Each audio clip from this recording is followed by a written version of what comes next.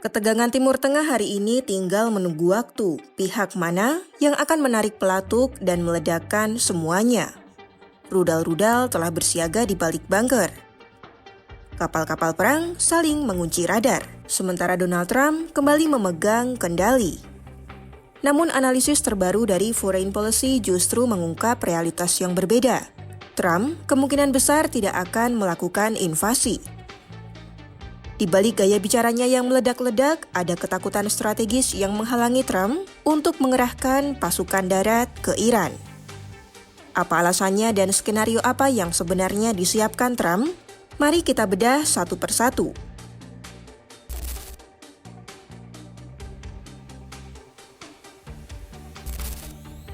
Sebuah analisis dari Arash dan Arsham Reizinezad, seorang dosen di Fletcher School of Tufts University dan Regent College, yang dimuat di Foreign Policy mengungkap hal yang mengejutkan. Trump diprediksi tidak akan menginvasi Iran. Ketakutan bukanlah alasannya. Strategi besar Trump bukan pendudukan, melainkan sebuah konsep bernama war as bargaining, perang sebagai alat tawar-menawar. Dalam pemikiran tradisional, perang dianggap sebagai kegagalan diplomasi. Tapi bagi Trump, kekerasan militer justru adalah bagian dari diplomasi itu sendiri. Kekuatan dipakai bukan untuk meruntuhkan negara lawan sepenuhnya, tapi untuk mengubah posisi tawar Iran di meja perundingan. Artinya, setiap ledakan atau serangan yang mungkin terjadi, tujuannya adalah untuk memaksa Ayatollah Ali Khamenei dan pendukungnya menyerah, kemudian kembali bernegosiasi dengan syarat Washington. Arash dan Arsham menyebut skenario yang paling masuk akal dalam konflik ini adalah serangan terbatas yang mematikan. Alih-alih mengirim ribuan tentara ke daratan Iran, Trump diprediksi akan memilih operasi cepat dengan target yang sangat spesifik. Apa saja targetnya? Sudah jelas, fasilitas nuklir, infrastruktur rudal, atau bahkan pemimpin tingkat tinggi Khamenei. Tujuannya tak lain tak bukan adalah menunjukkan dominasi eskalasi AS.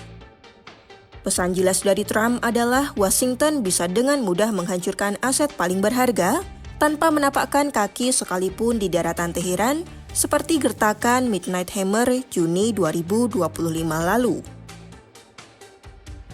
Iran, or the timeline with Iran? We have to make a deal, otherwise it's going to be very traumatic. Very traumatic. I don't want that to happen, but we have to make a deal. They should have made a deal the first time, and they got Midnight Hammer instead. And this will be very traumatic for Iran if they don't make a deal. Look, if they don't make a deal, then it'll be a different story. But we had a very good meeting yesterday with Bibi Netanyahu, and he understands, but it's ultimately up to me. If the deal isn't a very fair deal and a very good deal with Iran, then it's going to be, I think, a very difficult time for them in the back.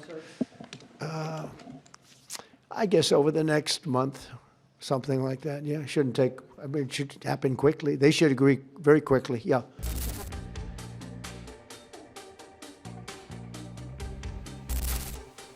Dalam analisisnya yang dimuat oleh Foreign Policy, Arash dan Arsham mengungkap ada 5 alasan kuat mengapa invasi total dianggap tidak rasional secara strategis. Pertama, biaya perang yang sangat masif, jauh melampaui perang Irak, sebab Teheran punya geografi yang sulit dan populasi yang besar. Kedua, Trump kemungkinan besar bisa terjebak dalam Irak 2.0 yang berpotensi merusak citra politik Trump, duta perdamaian global. Ketiga, invasi AS ke Iran pada akhirnya hanya akan mengalihkan fokus Washington dari rival utamanya China.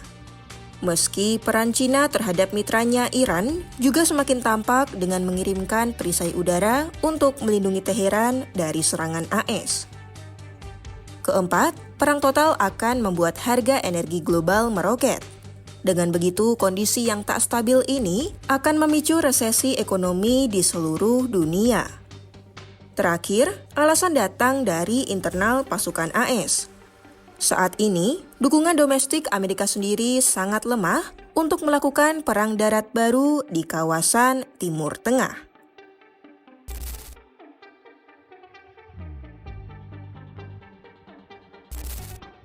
Dalam kondisi inilah dilema Trump tampak terlihat.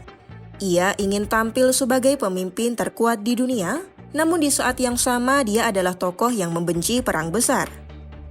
Berangkat dari situlah lahir konsep peace through strength. Sebuah serangan terbatas adalah jalan tengah yang sempurna bagi Trump. Ia ingin memuaskan kelompok garis keras di Washington dan menjaga citranya sebagai seorang pemberani. Tapi di sisi lain, ia menghindari pengiriman peti mati tentara yang gugur di medan perang kembali ke tanah air. Meski terlihat mudah, tapi strategi ini justru punya celah yang sangat berbahaya, yakni salah kalkulasi. Masih dalam sumber yang sama, Arash dan Arsyam menyebut hal ini sebagai paradoks tawar-menawar lewat kekerasan. Mungkin memang dipakai untuk menghindari perang, tapi rupanya taktik ini justru mendekatkan AS pada perang. Mengapa demikian? Serangan kecil Trump yang mungkin bertujuan untuk menggertak bisa jadi dibalas oleh Iran. Sebab Iran bukanlah pemain pasif. Ia dapat menutup Selat Hormuz kapanpun atau menyerang pangkalan AS yang masuk ke dalam jangkauan rudal-rudal balistiknya. Pukulan kecil untuk mendorong negosiasi di meja perundingan pun bisa jadi lepas kendali menjadi perang regional yang tidak diinginkan siapapun. Prediksi Trump tidak akan menginvasi Iran, bukan karena ia ingin kedamaian. Tapi kekuatannya dijadikan daya tawar untuk mendapat sesuatu yang lebih besar.